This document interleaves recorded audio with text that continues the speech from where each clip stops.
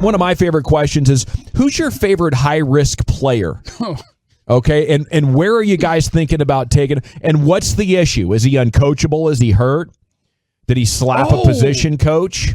But he runs like lightning? What do you guys say on that one? Okay. Well, while you were going through that, I thought of my guy. Yeah, you did. My guy's Kelvin Joseph, of course. Corner at Kentucky. All right. Okay? Check this out. What's his malfunction? Well, it's not a malfunction, but his alternate name is Boss Man Fat.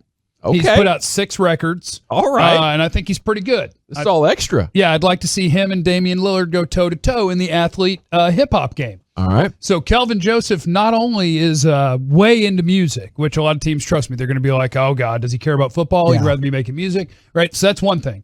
The other thing is Bryan's alma mater ran him off.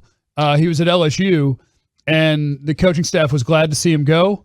And then the coaching staff at Kentucky, before their last game, he's like, hey, I'm going to opt out. And they were like, thank God. Okay. All right. So 2 SEC teams were glad to see him go. So Jason Garrett's team won't be drafting this guy. He loves the music game, All right. Boss Man Fat. But Kelvin Joseph, that son of a biscuit can play corner. Right on. The tape is very good. Why did they want him gone? Attitude guy, not coachable. Yeah. Leave me alone. Shut up. I'm great. Stop trying to coach him. Sounds like he can cover like a banshee. And I don't know where he goes because I was watching him on tape and I was like, oh, first round. Like, yeah, he's good. Yeah.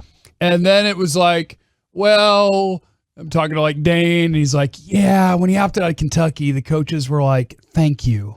And at LSU, he had to leave because I don't remember if it was weed or whatever. But a lot of things going on there at LSU. Right. I'll tell you what, they usually don't run off great players at LSU. So where do you draft Boss Man Fat? I mean, you tell me I can have him at 75 and I do backflips. You tell me you pick him at 44 and I go, okay. Or I 44, think, right? I think he's more 44. Yeah. I do. Wow. I do. I think he is hell of a talent. He is a hell of a talent. And the questions are there. There's one more guy also, too, that's in the music business. It's a defensive player. I'm trying to remember who that was. Oh, is there another guy? There's another rapper that's a defensive player here that I can't remember. Is Jalen Phillips a music guy? The edge rusher from Miami? There you go.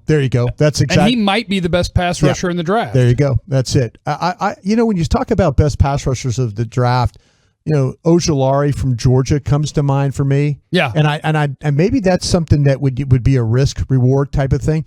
I do think that Micah Parsons is still the big risk reward here when you start talking about the linebacker from Penn State, because physically he checks all the boxes, playing ability checks all the boxes.